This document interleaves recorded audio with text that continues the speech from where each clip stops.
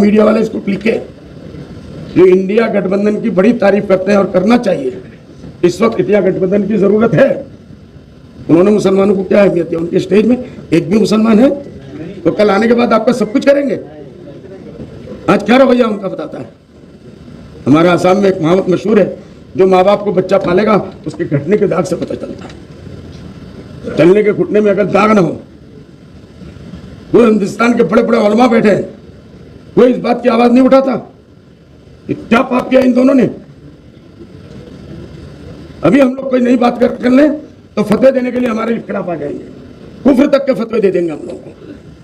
लेकिन जो लोग घुसने नहीं दे रहे, बैठने नहीं दे रहे, आज हैदराबाद में जितने उनके मुसलमान ठुकराए हुए लीडर थे, सबको कल मैंने देखा तो उन्होंने हैदराबाद में ले जाकर मैदान में उतार दिया। क्या कसूर है उनका? इनकी बड़ी बड़ी मिनिस्ट्रियों में जाके देखिए, मुसलमानों का नाम और निशान नहीं है। आज मुसलमान जोश में है, जोश में है, मोदी जी को हराना है। हम भी कहते हैं मोदी जी को हराना है, लेकिन मुसलमानों ने क्या ऐसा पाप किया कि आपके स्टेज पे एक मुसलमान का नाम तक नहीं है? इतना बड़ा गुनाह कर लिया मुसलमानों ने। इंशाअल्लाह उसके बाद भी असद भाई भी जीत के आएंगे, हम भी आएंगे, और कम से कम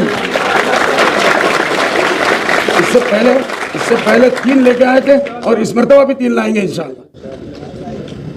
और जीतने के बाद जब इनको एक एक सीट की जरूरत पड़ेगी तो उस वक्त असद भाई भी याद आएंगे और बदरुद्दीन भी याद आएंगे। मेरे अच्छे खासे दोस्त थे, मुझे लाके स्टेज पर फंसा दिया। आज सुबह गए मेरे यहाँ, चाय वाय भी पिलाया, उसका ही हक अदा कर देते, तकरीर से माफ कर देते। हम लोग तकरीर वाले का तकरीर असद भाई करते हैं माशाअल्लाह।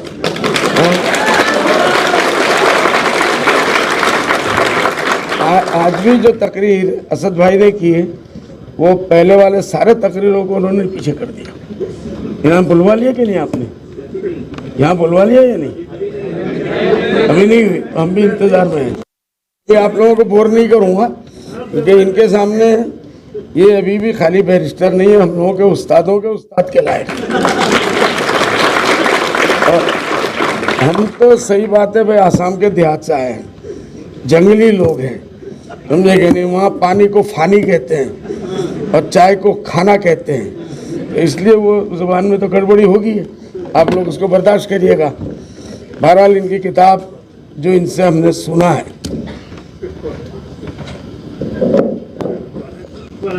एजुकेशन, इसके बगैर हमारा कोई चारा नहीं। हमको कहीं ना कहीं बैठकर इस पूरे मुल्क में घर घर में इस मैसेज को पहुंचाना होगा। हम सब जिम्मेदार लोग बैठे हैं।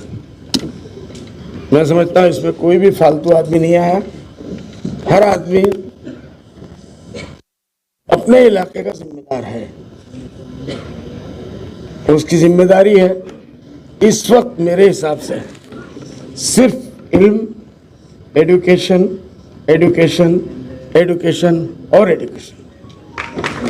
हमने अपने अजमल फाउंडेशन का एक स्लोगन दिया है, Ajmal for education and education for all. और हम ये कहते हैं कि अजमल फाउंडेशन के अगर 100 प्रोग्राम भी है तो 1 to 10 एजुकेशन है, उसके बाद दूसरे शुरू होते हैं। और आप लोगों ने सुना भी होगा, अल्हम्दुलिल्लाह हम लोगों ने इस कम उम्र में हमारे एजुकेशन की जर्नी में अभी इस साल 350 बच्चे बच्चियों ने हमारे यहाँ से मेडिकल, नीट में, इंजीनियरिंग में, जो आसाम का तो कम से कम एक रिकॉर्ड है एक साल में, और गुज़िश्ता 4 साल में टोटल 600 बच्चे बच्चियों को हम लोगों ने अभी तक मेडिकल और इंजीनियरिंग में हम। और नेक्स्ट ईयर हमारा टारगेट जो है वो 500 स्टूडेंट का है, 500 प्लस, चाहे वो एक ही हो। इस मामले में हमारे आसाम के मुख्यमंत्री साहब से बहुत ढुशुम चल रही है। वो इसको भी बर्दाश्त नहीं कर सकते कि एजुकेशन में हम लोग आगे बढ़ रहे हैं। वो इसको पता नहीं जिहाद और कैसी कैसी बातों से बात करते हैं। तो कहते हैं एजुकेशनल जिहाद अजमल ने हमारे साथ छोड़ दिया, हमारे बच्चों का हक छीन के लिए। अरे आप पढ़ाओ ना अपने बच्चों को, करोड़ों रुपए आपका खर्च कर रहे हो और आपके बच्चे कंपटीशन में नहीं आ पा रहे हैं। हमारे बच्चे जो है हमने कभी मार के तो नहीं आगे बढ़ाया, मेरिट बेसिस के ऊपर है।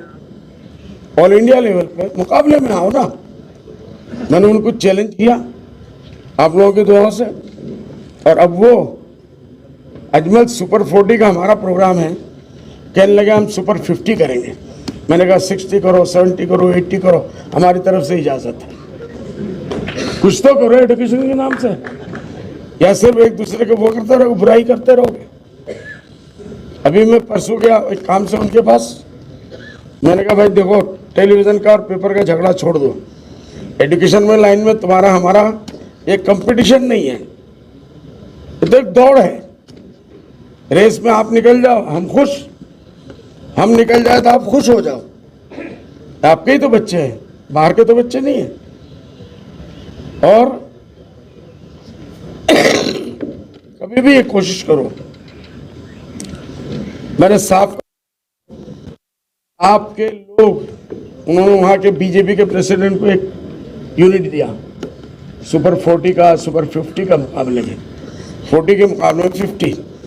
मैंने कहा आपको बहुत बहुत मुबारक हो, पहली मरतबा आप जिंदगी में पॉजिटिव कुछ सोच रहे हैं। आपने कई इदारा कायम किया, बताया कि हम सुपर 40 से अच्छा करेंगे। मैं बोला आपको मुबारक हो, हम यही चाहते हैं। अगर कहीं आपको रुकावट आती है, क्योंकि आपके लोग सरकारी लोग हैं, उस सरकार जो पैसा है उसके अंदर इतनी बरकत नहीं होती कि कोई अच्छा काम कर ले।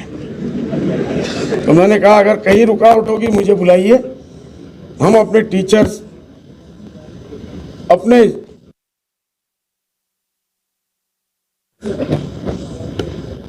फैकल्टीज हैं, मैंने कहा फ्री ऑफ कॉस्ट आपके पास भेजेंगे, ताकि वो जो बच्चे निकलते वो भी मेरे बच्चे हैं। और आप भी ये सोचो, आप भी ये सोचो कि मेरे यहाँ से जो बच्चे निकलते वो भी आपके बच्चे हैं, वे उसमें हिंदू मुस्लिम सब हैं। इसलिए ये झगड़ा हमारा उनका चलता रहेगा, लेकिन हम लोगों को इसी बीच में कोई ना कोई रास्ता निकाल के बच्चों को एडुकेट कराइए, तालीम के मैदान में कंपटीशन कराइए, और फिर से ये दिखा दीजिए कि हम भी किसी ज़माने में सुरैया तक जा चुके थे, हमारे अकाबिरीन हमको लेके गए थे और पता नहीं कहाँ कहाँ आसमानों की सैर करा दिया।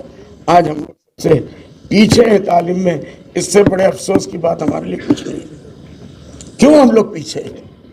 इदारे हमारे पास कम नहीं है, बड़े बड़े हमारे अकाबिरीन सामने बैठे हैं, घर घर में इदारे हैं, घर घर में एनजीओ बन रहे हैं।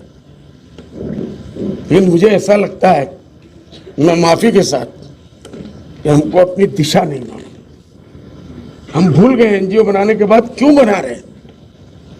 कोई तो इसका मकसद होगा, कोई तो मकसद होगा। तो जरूरत है, मैं समझता हूं, साल में कभी बंबई में, कभी दिल्ली में, कभी हैदराबाद में एनजीओ जो हमारे नामचीन है, वो कोई मुसलमानों के जरूरी नहीं है, गैर मुस्लिम भाइयों के भी, एनजीओ के बीच में हम लोगों को बैठकर तबादला ख्याल की जरूरत है। मैं अपने हिसाब से इस काम को अच्छा समझता हूँ, आप अपने हिसाब से अच्छा समझते हैं, ये नहीं, इसको हटाना पड़ेगा। तो कौम इस वक्त क्या चाहती है, हम लोग कहाँ हैं, हमको अपने कौम को फ्यूचर का क्या रास्ता दिखाना है, उसमें तो हम लोग एक हो जाए, चाहे 2-4 पॉइंट भी हो, और वो सिर्फ एजुकेशन है।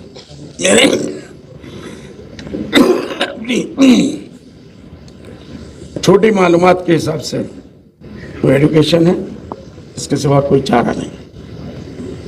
पॉलिटिक्स के बारे में अब्दुर्रहमान साहब ने जो भी इशारा दिया, इनसे बातचीत होती रहती है, बम्बई में घर आते हैं, चाय वाय पिला देते हैं, जूस वूस पीते नहीं है ये, और पता नहीं दूसरा कोई पीते होंगे कि नहीं पीते होंगे, मुझे पूरी उम्मीद है कि नहीं पीते होंगे।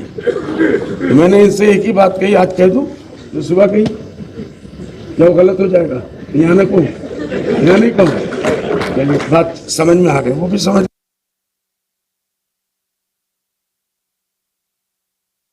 कर सकते हैं।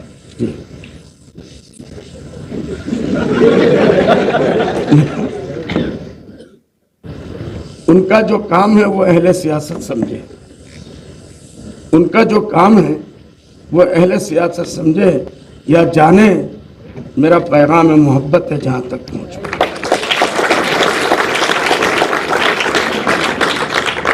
ये बहुत बड़ी एक जर्नी है। पता नहीं कैसे किन बुजुर्गों की दुआएं थी, इनके वालिद साहब के, खास करके असद भाई के दुआएं थी, कुर्बानियां हैं। असद भाई यहाँ तक निकल के आ गए। हम लोग तो जंगल से हो गए, बिल्कुल जैसे कीचड़ से कोई खिल जाता है अचानक। हमारे बाप दादा कभी पॉलिटिशियन नहीं थे, कभी उन्होंने पॉलिटिक्स किया भी नहीं, लेकिन आसाम के हालात में, जिन लोगों को भी आसाम के हालात के, असद भाई जा चुके हैं फसाद में हमारे साथ रिलीफ में।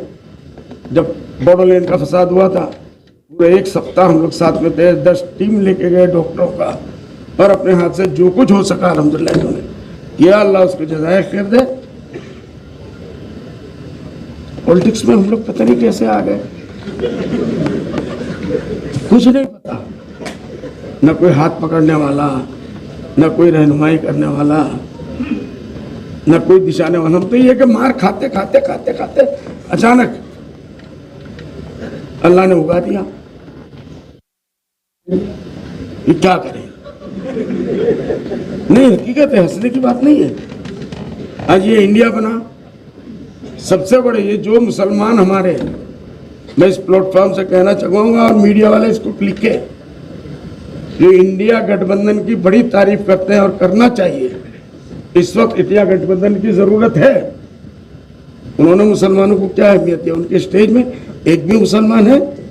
तो कल आने के बाद आपका सब कुछ करेंगे। आज क्या रवैया उनका बताता है। हमारे आसाम में एक कहावत मशहूर है, जो माँ बाप को बच्चा पालेगा उसके घटने के दाग से पता चलता है। चलने के घुटने में अगर दाग ना हो, पूरे हिंदुस्तान के बड़े बड़े उलमा बैठे हैं, कोई इस बात की आवाज नहीं उठाता कि क्या पाप किया इन दोनों ने। अभी हम लोग कोई नई बात कर ले तो फतवे देने के लिए हमारे खिलाफ आ जाएंगे, कुफ्र तक के फतवे दे देंगे हम लोगों को। लेकिन जो लोग घुसने नहीं दे रहे, बैठने नहीं दे रहे, आज हैदराबाद में जितने उनके मुसलमान ठुकराए हुए लीडर थे, सबको कल मैंने देखा तो उन्होंने हैदराबाद में ले जाकर मैदान में उतार दिया। क्या कसूर है उनका? इनकी बड़ी बड़ी मिनिस्ट्रियों में जाके देखिए, मुसलमानों का नाम और निशान नहीं है। आज मुसलमान जोश में है, जोश में है, मोदी जी को हराना है। हम भी कहते हैं मोदी जी को हराना है, लेकिन मुसलमानों ने क्या ऐसा पाप किया कि आपके स्टेज पे एक मुसलमान का नाम तक नहीं है? इतना बड़ा गुनाह कर लिया हम मुसलमानों ने। इंशाअल्लाह उसके बाद भी असद भाई भी जीत के आएंगे, हम भी आएंगे, और कम से कम इससे पहले 3 लेके आए थे और इस मर्तबा भी 3 लाएंगे इंशाअल्लाह। और जीतने के बाद जब इनको एक एक सीट की जरूरत पड़ेगी तो उस वक्त असद भाई भी याद आएंगे और बदरुद्दीन भी याद आएंगे। इसलिए दिल की एक भड़ास थी, मैंने निकाल दी, मौका दे दिया अब्दुल रहमान जी। लेकिन हम मायूस नहीं है, ये हमने ये सारा प्रोग्राम, ये जो कुछ भी कर रहे हैं सिर्फ अल्लाह के तवक्कुल पर कर रहे हैं, किसी इंसान के तवक्कुल पर नहीं है। इंशाअल्लाह चाहे कितने ही बड़े कुछ भी हो जाए, हमको इनकी तरफ नजर नहीं है, अल्लाह की रहमत की तरफ नजर है। और अगर हम लोग दोनों भाई सिर्फ और सिर्फ अल्लाह के बंदों की खिदमत के लिए कर रहे हैं तो अल्लाह हमारे साथ है। इसलिए सब दुआएं रखें और अपनी दुआओं में याद रखें। और अब्दुल रहमान भाई से हमारी एक बात थी, वो कह रहे कह दो, अब भी पूछ रहा हूँ, कह दूं? हाँ बोल दूं पक्का। मैंने इनसे कहा कि देखो भाई, आप जिस पोस्ट पे थे तक पहुंचना आज एक मुसलमान के लिए छोटा मोटा मामला नहीं है। एडमिनिस्ट्रेटिव लाइन से हमने अपने इदारे में अजमल फाउंडेशन के अंडर में गुज़िश्ता साल 54 बच्चे बच्चियों को, जो इस वक्त पूरे आसाम में गवर्नमेंट ऑफिस में वो डिपोर्ट है, एडीसी डीसी तो नहीं हुए, लेकिन वो तरक्की करके जाएंगे, रीजनल एसपी और इस किस्म के पोस्टों की। किताब आप लिख रहे हैं सराखों पे, शायद मैं नहीं कर पा रहा हूं। और लिखिए, आप उस पोस्ट के बलकर उससे भी अच्छा किताब लिख सकते हैं। लेकिन मैं इनसे कह रहा हूं कि घर वापसी करो, अपने जगह पे जाइए। वहां आपने अगर एक दुखी, मैं मुसलमानों की बात नहीं कर रहा हूं, किसी एक गैर मुस्लिम बच्चे का भी अगर आपने मदद कर दी, वो आपकी जिंदगी का अचीवमेंट होगा। आप इसके ऊपर सोचें, वापस जाइए, हम आपके साथ में हैं, ये पूरा मुल्क आपके साथ में है। इंशाअल्लाह एक दिन अल्लाह आपको वहां पहुंचाएगा जहां अल्लाह चाहता है। इस वक्त आप सारी मेहनत कर रहे हैं जहां आप चाहते हैं, लेकिन बेहतर वो है जो अल्लाह चाहता है। अस्सलाम वालेकुम।